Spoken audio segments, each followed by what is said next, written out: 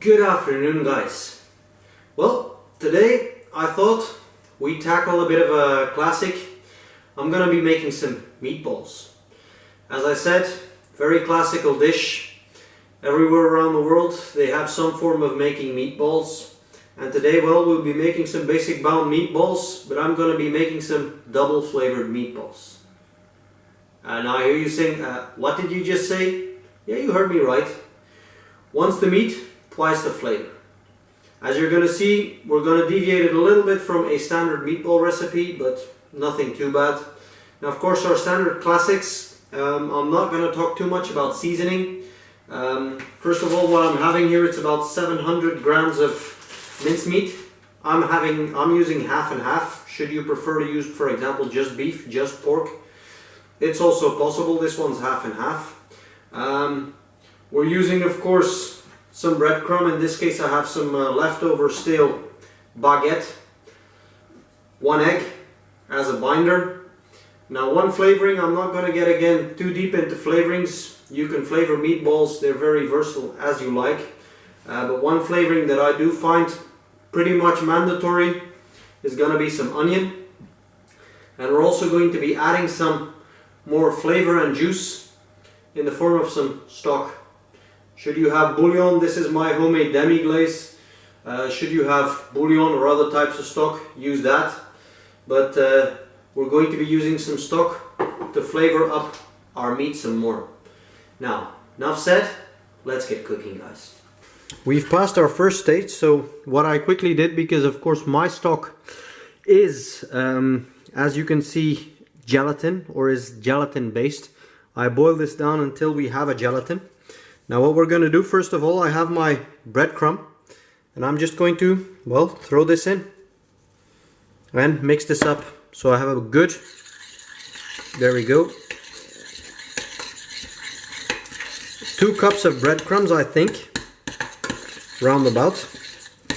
And as you see, I want this bread to be soaking up all this lovely moisture.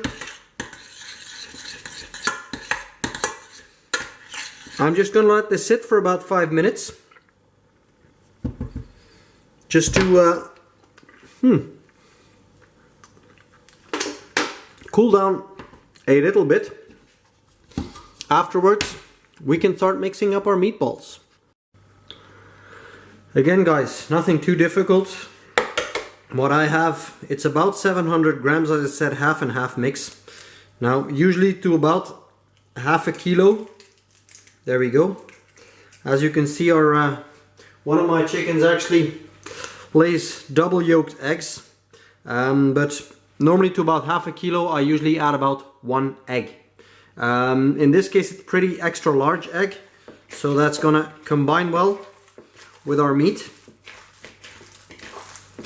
So first of all, of course, is to mix up our meat. And now we can start binding this with our bread, little by little.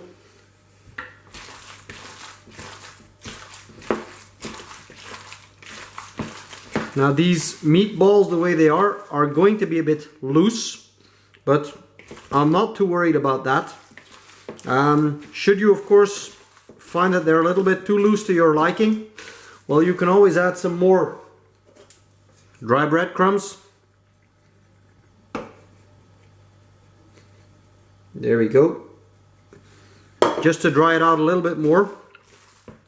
That's, of course, you cooking, checking your recipe. Now, as for seasonings, I'm not going to go again too deep into the seasonings. Again, I want to add some onion. What I always do when I make meatballs, I like onions in my meatballs, but I want to hide them. So I will add some onions, that of all, probably some garlic powder as well. But I grate in my onions. This way you get all the flavor, you get all the moisture out of them as well. So again, you get a nice moist meatball.